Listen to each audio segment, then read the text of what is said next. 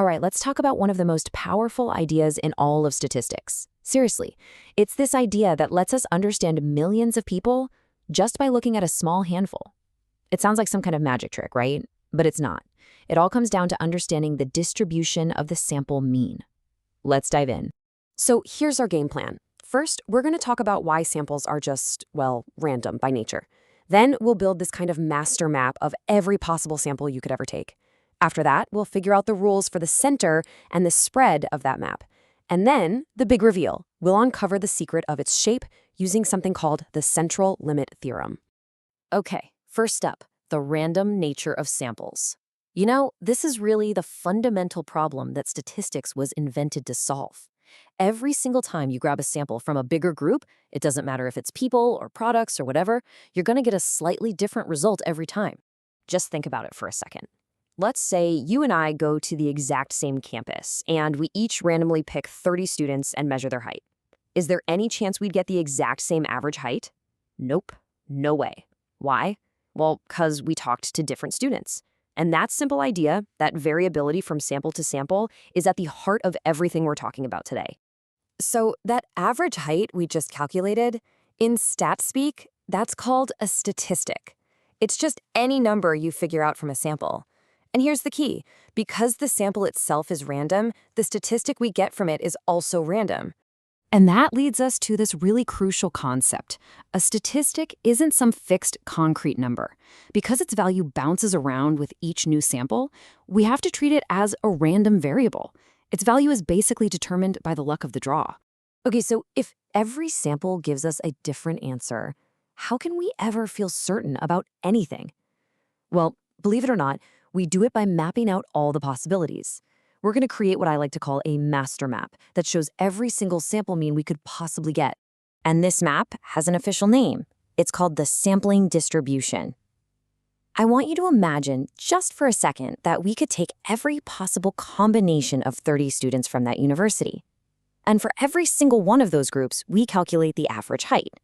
And then we plot all of those millions of averages on a graph. That picture we'd get, that's the sampling distribution.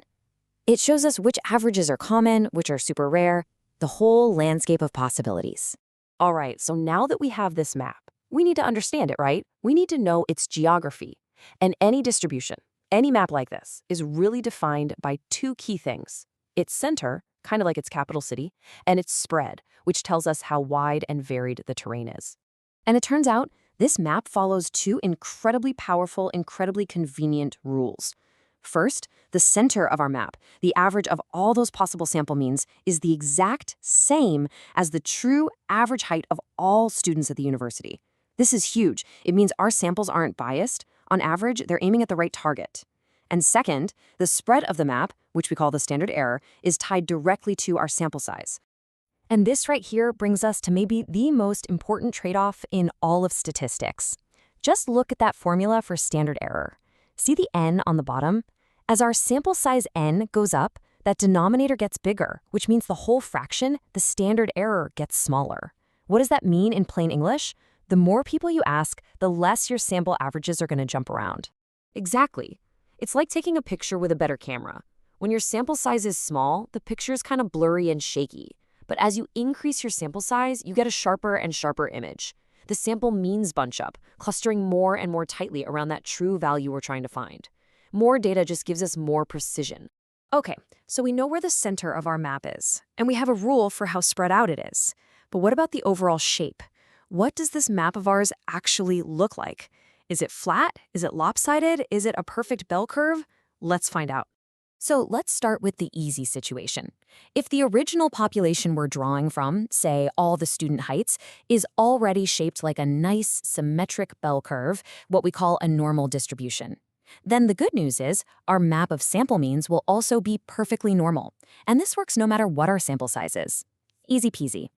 But let's be real for a second. How often is data in the real world that perfect? Think about something like household income. That's not a symmetric bell curve at all. It's super skewed to the right. So what happens then? When the original landscape is messy and weird, what shape does our map of sample means take? Does our whole theory just fall apart? And this is where the magic really happens.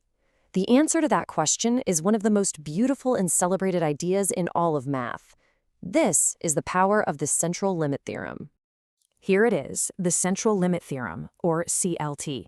It says that it does not matter what strange shape the original population has. It can be skewed, it can be uniform, it can be totally bizarre. As long as our sample size is large enough, the distribution of the sample means will become approximately normal. This is absolutely incredible. It's like a universal law of averages that brings order out of chaos. So, what do we mean by large enough? Well, the rule of thumb that statisticians use is a sample size of 30 or more. Now, if your original population is extremely weird and skewed, you might need a bigger sample, say 40 or 50. But for most situations, n equals 30 is the magic number where that beautiful bell curve starts to appear. So let's just walk through how this works conceptually. Step 1, you start with any population, doesn't matter how it's shaped. Step 2, you start taking large samples, at least 30 observations each. You do it over and over and over again. Step 3, for every single one of those samples, you calculate its mean. And finally, step 4, you take all of those thousands of means and plot them on a histogram. And what's the result? A beautiful, predictable, normal distribution. That's the punchline. Even if you start with a totally messy population, the collection of all its possible sample means will be nice and normal. And that is why the CLT is a statistician's superpower. It lets us use all the predictable rules of the normal distribution to make inferences, even if we know nothing about the population we started with. So, let's just do a quick recap. The sampling distribution is our master map of all possible sample means. We know its center is aimed squarely at the true population mean. We know its spread gets tighter and more precise as our sample size goes up. And, most importantly, the central limit theorem guarantees that the shape of that map becomes a predictable normal curve as long as our sample is big enough, usually about 30 or more. Which leaves us with one last, really powerful question. Now that we know sample means behave in such a predictable way, how can we use the information from just one single sample to make an intelligent guess or even test a claim about an entire population? How do we make that leap? Well, that's the whole foundation of what we call statistical inference, and it's what we'll tackle next time.